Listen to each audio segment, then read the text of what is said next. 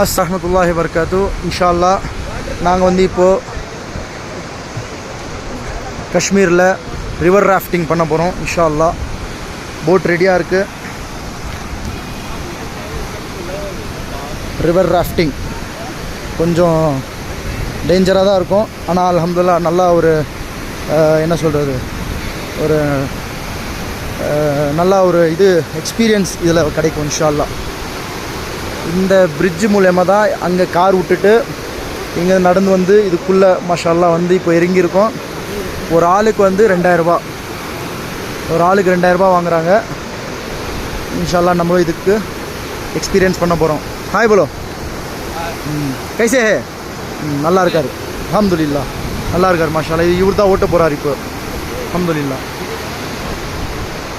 River rafting.